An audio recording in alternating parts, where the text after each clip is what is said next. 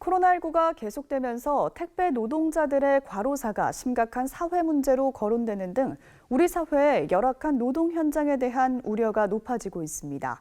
예장통합총회가 이 같은 노동 현장의 목소리를 직접 듣는 시간을 마련했습니다. 천수연 기자입니다. 매년 수백 명의 노동자들이 산업 현장에서 목숨을 잃고 있습니다. 지난해에도 880여 명이 산재로 사망했습니다. 3년 전 태안화력발전소에서 산업재해로 아들을 잃은 고 김용균 씨의 어머니 김미숙 대표. 기업의 안전에 대한 책임을 강화하기 위해 추위 속에 단식 투쟁을 하며 중대재해 기업 처벌법을 얻어냈지만 생명보다 이익이 우선인 기업 현실에 분노했습니다. 처벌이 목적이 아닙니다. 안전해서 사람들을 살릴 수 있도록 하라는 목적이었는데 이 법을 만들면 50인 그 이하는 3년 유예, 5인 미만 사업장은 아예 제외를 시켰고 실제로 10%만 이 법에 해당됩니다. 코로나 상황으로 택배와 콜센터 현장의 열악함은 더욱 두드러졌습니다. 지난해 택배 물동량은 20% 이상 증가했고 배송량을 맞추기 위해 밥 먹을 시간조차 확보할 수 없는 현실 속에서 15명의 택배 노동자가 과로사로 세상을 떠났습니다.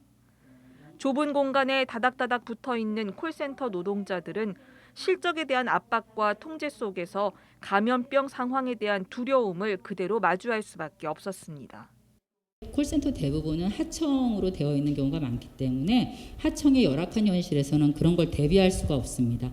사무실 하나도 밀집을 해야 해서 거기서 뽑아내야 되는데 또 다른 데 사무실을 구한다는 건 어려운 일이고 이 부분은 원청이 책임을 져야 하는데 원청은 책임지지 않습니다. 일자리를 구하기 힘들어진 청년 세대들의 우울감은 더욱 커졌습니다. 코로나로 인해서 괴롭힘, 눈치 주기로 퇴사를 압박하기도 하고요. 굉장히 많은 청년들이 코로나 블루를 호소하고 있는데요.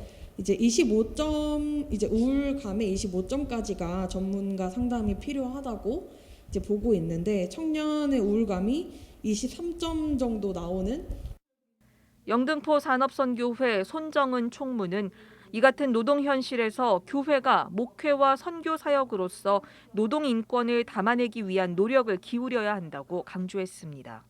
감정 노동을 하는 노동자들이 겪는 이 마음 건강, 그것을 우리가 함께 교회가 응답할 수 있다. 그 교회 공간을 상담 공간으로 주중에 오픈한다라면은 이 상담사들이 같이 도우면서 이 문제들을 같이 해결해 나간다라면 매우 의미가 있고.